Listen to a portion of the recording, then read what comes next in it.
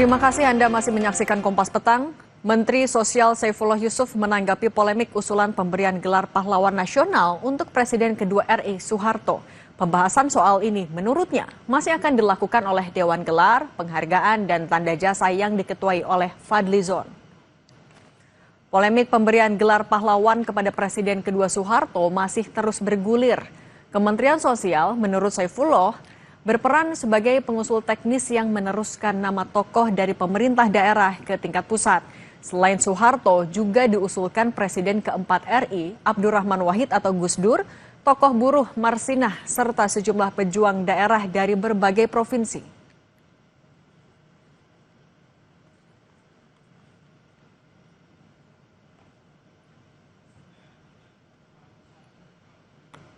Ada banyak lagi tokoh-tokoh di setiap provinsi yang semuanya itu tentu nanti akan dibahas lebih lanjut di tingkat Dewan Gelar sebelum nanti diajukan ke Presiden.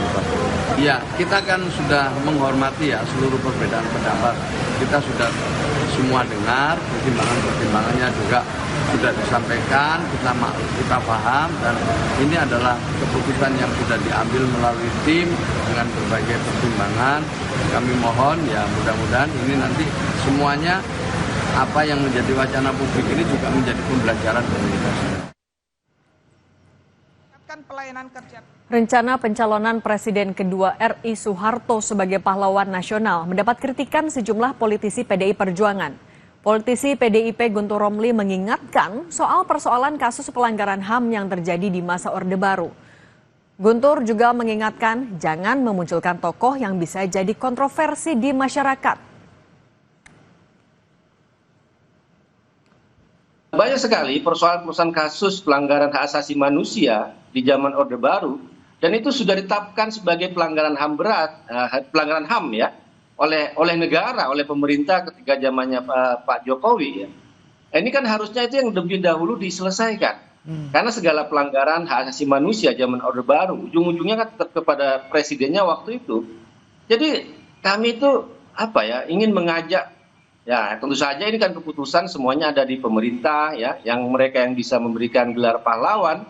Tapi marilah kita itu mencalonkan tokoh-tokoh yang tidak menjadi kontroversi di masyarakat, yang bisa diterima oleh semua pihak. Usulan Soeharto jadi pahlawan nasional menuai polemik. Salah satu yang mengkritik datang dari PDI Perjuangan. Kita bahas bersama juru bicara PDI Perjuangan yang juga aktivis 98, Ansi Lema, dan anggota DPR fraksi PKB Syamsur Rizal. Selamat petang semuanya. Selamat petang, Assalamualaikum. Waalaikumsalam. Saya mau ke Bung Ansi dulu ya, Bung Ansi. Ini kan posisinya memang masih dalam proses. Nanti ujungnya ada di tangan Presiden. Tapi menurut PDIP, apa yang tidak boleh diabaikan oleh Presiden ketika memutuskan apakah Soeharto dapat gelar pahlawan nasional ini atau tidak? Pertama, jangan gegabah, apalagi sembrono untuk memberikan gelar pahlawan pada seorang tokoh. Pahlawan itu diberikan atau disematkan pada seorang tokoh, pertama pasti karena tindakan yang heroik, spirit perjuangannya, pengorbanannya, karena berjasa sangat luar biasa bagi kemanusiaan, bangsa dan negara, dan juga punya integritas yang luhur dan mulia, serta bisa menjadi panutan, contoh, teladan, bahkan inspirasi bagi banyak orang. Saya ambil contoh Sudirman misalnya. Kenapa jadi pahlawan? Karena pengorbanannya jelas. Dalam kondisi sakit, memimpin perang gerilya, masuk keluar hutan, semuanya diberikan untuk bangsa dan negara. Nah, kalau untuk Pak Soeharto secara spesifik? Memerdekakan Indonesia, masuk keluar penjara, diasingkan dari satu tempat ke tempat lain. Kalau bicara Presiden Soeharto, tidak bisa kita lepaskan dari Orde Baru. Dan bicara Orde Baru, sosok yang utama itu adalah Presiden Soeharto. Dan reformasi 98 ada karena ada rezim totaliter Orde Baru dan karena ada diktator Soeharto yang memimpin Republik ini selama 32 tahun. Ingat, 32 tahun itu terjadi abuse of power, penyimpangan kekuasaan. Yang terjadi adalah sentralisme kekuasaan, personifikasi kekuasaan pada satu tangan. Sehingga kemudian yang terjadi tidak ada demokratisasi. Berbagai potensi kritisisme masyarakat diberangus. Dengan cara apa? Dengan cara pendekatan hegemoni, dan pendekatan represif dan koersif. Bung Hansi, menegaskan dulu, artinya kalau dari PDIP sifatnya tegas menolak Soeharto diterima usulannya? Ya, kalau diterima itu berarti kita menegasikan reformasi 98. Reformasi 98 itu adalah kritik total terhadap rezim totaliter Orde Baru karena melakukan kejahatan pada kemanusiaan, kejahatan korupsi, KKN, dan juga kejahatan demokrasi. Ini hal-hal yang sebenarnya harus diingat oleh publik. Kita tidak boleh mengalami amnesia sejarah, melupakan sejarah, apalagi melakukan manipulasi terhadap sejarah. Oke, saya kira demikian. Oke, tanya Deng Ical. Kalau Deng Ical, Anda DPR kan mayoritas juga saat ini sikapnya adalah setuju ketika Soeharto diusulkan menjadi pahlawan nasional. Tapi apakah yang tadi disampaikan oleh Bung Ansi itu bisa dikesampingkan? Iya, Assalamualaikum warahmatullahi wabarakatuh. Waalaikumsalam. Tadi Bung Ansi sudah menyampaikan banyak hal dalam perspektif beliau dan mungkin juga menjadi perspektif dari Partai Indonesia PDI Perjuangan. Tetapi penting untuk diingat bahwa seorang Soeharto terlepas dari segala macam kekurangannya, secara pribadi juga saya menganggap bahwa beliau banyak kekurangan. Tetapi yang penting untuk diingat adalah bahwa Presiden Soeharto itu adalah manusia terbaik pada saat itu sampai kemudian kita menemukan alternatif yang lain. Dan apa yang beliau sumbangkan selama kurang lebih 32 tahun atau sebelumnya juga itu sangat baik bagi negara. Tentu kalau kita timbang-timbang, ada pasti yang negatifnya. Banyak bahkan, saya juga mengakui secara pribadi, tetapi tidak bisa kita nafikan bahwa Presiden Soeharto itu memberikan banyak sekali kemajuan-kemajuan bagi bangsa ini dan menjadi tapak bagi kemajuan bangsa Indonesia selanjutnya. Sehingga tentu kita ingin supaya seorang presiden itu menginspirasi juga banyak orang. Kita tidak mau melupakan sejarah dan tidak melupakan kekurangannya, tetapi yang paling penting adalah kita tidak ingin bangsa kita itu kemudian terikat pada dosa masa lalu yang membuat kita itu kemudian tidak bisa berkembang, tidak bisa menatap masa depan. Terlepas dari banyak kekurangannya, seorang Presiden Soeharto pada zamannya itu adalah sosok yang menjadi idola banyak orang juga. Tapi kalau kita timbang-timbang, ya mungkin lebih banyak yang suka di antara yang tidak suka. Dan itu juga menjadi kewenangan dari tim verifikasi yang telah dibentuk mulai dari bawah. Dan ini berproses sehingga kemudian beliau akhirnya diusulkan dan sampai di meja presiden. Tentu kewenangan mutlak itu tetap ada di Presiden Prabowo karena sesuai amanah Undang-Undang 2009 itu menjadi kewenangan seorang presiden untuk memberikan tanda jasa terutama gelar kepahlawanan. Tapi kalau Bung Ansi, selain tadi menurut Anda ini akan menegasikan aksi 98 yang sudah dilakukan, apalagi konsekuensi yang bisa saja muncul persepsi publik kepada Presiden Prabowo Subianto apabila mengamini usulan ini?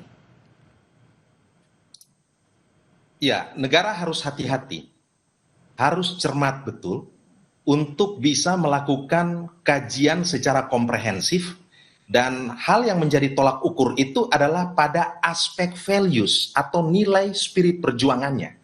Ya kalau kita bicara reformasi 98 itu ada karena ada diktator Presiden Soeharto, karena ada rezim totaliter Orde Baru. Kalau tidak ada itu, Presiden Soeharto memimpin dengan demokratis, tentu tidak akan ada reformasi 98. Hari ini tentu kita sudah sangat bebas, tetapi pada era Orde Baru yang mahal itu adalah freedom atau kebebasan. Demokrasi itu kan di satu sisi ada kebebasan, di sisi lain ada order atau keteraturan. Nah yang mahal pada rezim Orde Baru itu tidak ada kebebasan. Semua terkooptasi, sentralisme kekuasaan penuh, dan siapa yang berani melakukan kritik terhadap rezim totaliter Orde Baru itu akan mengalami represi dan koersi. Bu Ansi, sejarah yang tidak bisa dipungkiri. Saya ingin mengatakan bahwa bangsa yang besar itu juga tidak hanya belajar dari sejarah-sejarah success story sebuah bangsa, tetapi perlu juga belajar dari luka, dari sejarah kelam, dari hal-hal yang mungkin menjadi cerita buruk. Tetapi itu harus menjadi energi yang membuat kita untuk tidak lagi terjebak pada kesalahan yang sama. Tetapi kalau hal ini dilakukan, yang terjadi itu seolah pengaburan fakta, bahkan memanipulasi fakta. Nah kalau gitu, Kita tanya dulu ke Deng Ical. Deng Ical, yang juga salah satu kritik yang muncul dari koalisi masyarakat sipil adalah kontradiktif ketika Pak Soeharto diusulkan, tapi juga ada Marsinah yang diusulkan saat itu menjadi aktivis. Dari PKB atau dari DPR menanggapi kritik ini gimana? Saya setuju atau titik pikir dari Bung Ansi tadi itu, tetapi penting untuk diingat bahwa seorang presiden itu bukan seorang nabi yang tidak memiliki kekurangan. Kalau kita mau mencari kekurangannya, anggaplah Presiden Soekarno memberikan keleluasaan kepada Partai Komunis Indonesia, kemudian Prof. Habibie melepaskan Timur Timur dengan kebijakannya, Pak Gus Dur memberikan abolisi kepada banyak orang dan juga memberikan kebebasan kepada mantan-mantan tahanan politik, kemudian PKI dan sebagainya. Semuanya ada kekurangannya. Tetapi sekali lagi, kita penting bahwa seorang presiden itu adalah inspirator, seorang presiden itu adalah tokoh yang menjadi panutan banyak orang, dan kita tidak mungkin melepaskan diri dari kenyataan bahwa setiap manusia itu memiliki kekurangan, dan kekurangan itu pasti akan mewarnai setiap kebijakannya. Dan itu yang bukan kita abaikan, tetapi haknya sebagai seorang yang telah mengorbankan waktu, tenaga pikiran, dan semuanya tetap kita hargai, walaupun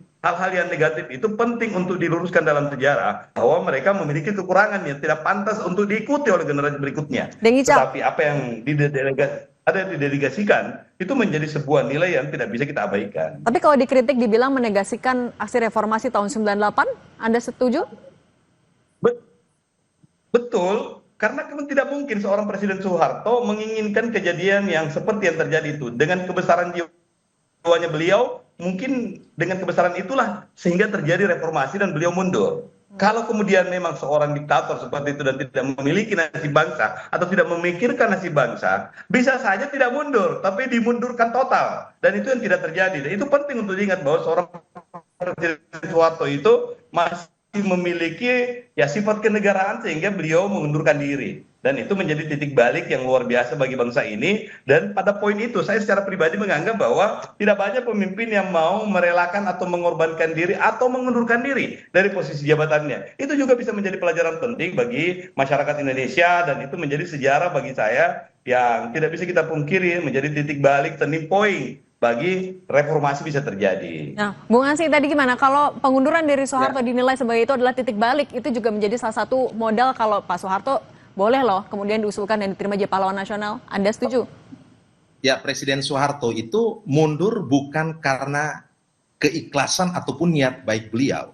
Beliau mundur itu karena dipaksa mundur oleh gerakan reformasi 98, oleh gerakan rakyat dan mahasiswa. Karena sudah mengalami krisis kepercayaan akut terhadap rezim totaliter Orde Baru.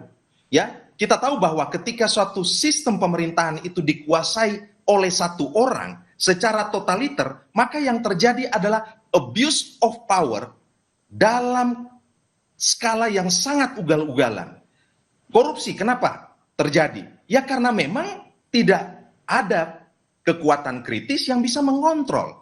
Power tends to corrupt, absolute power corrupts absolutely. Persis pada rezim totaliter Orde Baru ini, yang terjadi itu adalah corrupts absolutely. Karena apa? Karena kekuasaannya absolut dan tidak terkontrol. Inilah yang terjadi pada rezim totaliter Orde Baru. Nah, hari ini reformasi membuka kanal-kanal demokrasi. Deng Ical dengan partai PKB-nya, Gus Dur dengan Forum Demokrasi, waktu itu berjuang melawan rezim totaliter Orde Baru juga, Deng Ical. Ya, dan kalau kita bicara Marsinah, kita bicara Gus Dur, tidak ada polemik untuk menjadikan sosok-sosok seperti mereka sebagai pahlawan nasional. Tetapi kalau kita bicara rezim totaliter Orde Baru yang melakukan kejahatan terhadap kemanusiaan, korupsi itu extraordinary crime, kejahatan kemanusiaan yang membuat terjadinya pemiskinan dan ketidakadilan sosial. Kita belajar betul dari sejarah kelam rezim totaliter Orde Baru ini. Tentu secara pribadi sebagai anak bangsa, saya tidak punya kebencian secara pribadi kepada Presiden Soeharto, tidak. Tetapi kita harus put all things on the table, ya, meletakkan sejarah ini secara objektif. Nah, kami justru curiga kepada negara. Karena sebelum ini ada upaya yang dilakukan oleh Menteri Fadlizon untuk melakukan penulisan sejarah yang pada Oke. saat itu dikritik oleh banyak masyarakat sipil sebagai sebuah upaya untuk memanipulasi sejarah dan seolah-olah negara tampil sebagai pihak yang memonopoli Oke. pengetahuan penulisan sejarah. Oke, dan nanti ini di satu juga masih sisi ada upaya pengkondisian untuk Oke. melakukan penulisan ulang sejarah, di sisi lain adalah upaya untuk menjadikan Presiden Soeharto sebagai pahlawan nasional. Menurut kami, Oke, dua oke. hal ini merupakan Kami sudah agenda tangkap. sistematis yang dilakukan. Oke, dan nanti keputusannya dari Presiden Prabowo. Presiden masih punya waktu untuk mempertimbangkan Ya. semuanya. Oke, kalau gitu Betul. Bung Ansilema dan juga Deng Ical, Syamsul Rizal, terima kasih sudah berbagi bersama kami di Kompas Petang. Saya selalu semua. Terima kasih banyak, Mbak. Terima kasih. Yang Ica. Kami masih akan kembali dengan informasi seluruh penumpang kereta api Purwojaya yang anjlok siang tadi. Selamat. Kini fokus petugas adalah mengevakuasi kereta api agar perjalanan kereta kembali normal.